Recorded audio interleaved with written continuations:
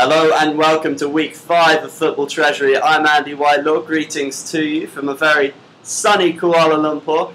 What a weekend it's been in the Premiership. Some emphatic victories, particularly for those Manchester clubs.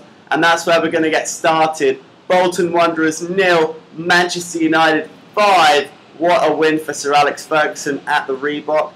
Poor old Gary Cahill, he's been earning some rave reviews recently. A decent performance for England last week away at Bulgaria. He got himself a goal there, but was left horribly exposed by his fullbacks against United. And Nani was just thriving, putting those balls into the box. No cover from the Bolton fullbacks. Chicharito timed his runs to perfection and showed what a great marksman he can be. He got a brace, and that man, Wayne Rooney, got his second hat-trick in as many matches, and he joins the likes of Les Ferdinand and Ian Wright with a Premier League record in doing so. So hats off to Wayne.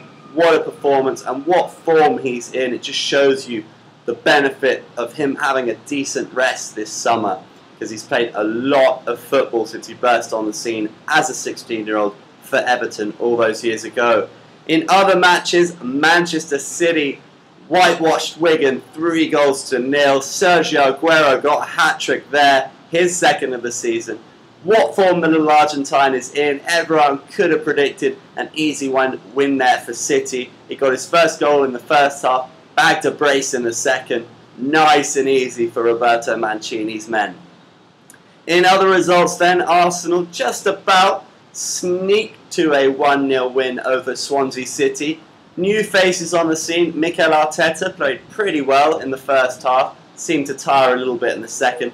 Arsenal could have been ahead. Aaron Ramsey off balance for a one-on-one opportunity. Theo Walcott saw a shot cleared off the line, but it was Andre Arshavin who desperately needed a goal. He profited from a horrible error from Swansea keeper Mikel Vorm, who hurled the ball against his own defender Ankel Rangel.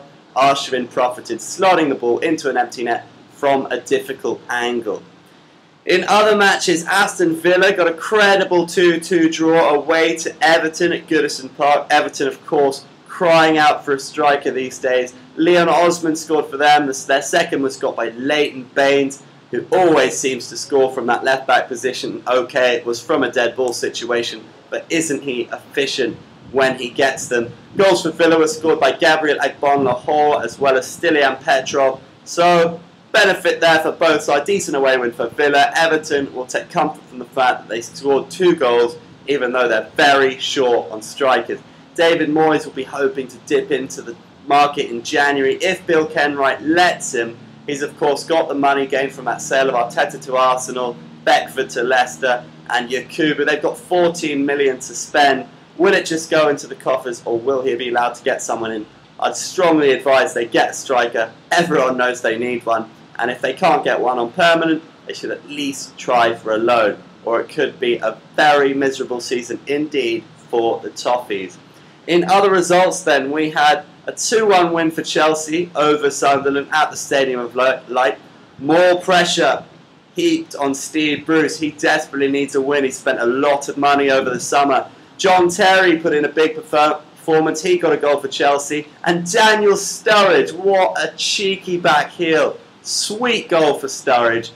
Hee Dong-won, the Korean, got a 92nd minute goal for Sunderland. Put a little bit of pressure on the Blues towards the end, but it didn't pay off. No debut goal for Nicholas Benton either, as some predicted. In other matches then, a decent away win for Tottenham over in-form Wolves. Adebayor with the breakthrough. He always scores on his debut, and Jermaine Defoe with an emphatic strike for them. Decent win for Harry on the road. Mick McCarthy will be hoping he can continue the form that showed before that match. But well done to Spurs for that one. Norwich lost at home at Carrow Road against West Brom. West Brom getting their first 3 points of the season, and that old face Peter Odemwingie, so often the star last term, was the man with the goal. So well done to Roy Hodgson. First win of the season for him there then. In other matches, a hard-fought draw between Fulham and Blackburn. Bobby Zamora scored for Fulham, and Ricardo Roquina, a Barcelona youth team product, got the goal for Blackburn. But by all accounts, Blackburn might have taken 3 points away from this one. Huge pressure now heaped on Steve Keane. There's going to be a big protest by Blackburn fans ahead of the Arsenal game this weekend, and it looks like he could well be on his way out. Desperately needs a result against the Gunners, but Rovers historically have not got the best record against Arsenal, so watch this space for Keane to win the sack race. We shall see. Other results then. Newcastle played QPR on the Monday night. They finished in a hard-fought draw. Decent chances for both teams. Joey Barton, of course, wearing the captain's armband for the R's. Final result happened over the weekend. I'd say it was the biggest shock of the weekend. Kenny Dalglish's Liverpool lost 1-0 away to Stoke. Okay, it's a tough place to go, but Liverpool have been in decent form thus far. It was a penalty from John Walters. Carragher, how many times have we seen him do this? Pulling shirts, hauling men in the box. Finally got called up for it. Walters converted the spot kick. 1-0, it finished. So Liverpool will be looking to pick themselves up.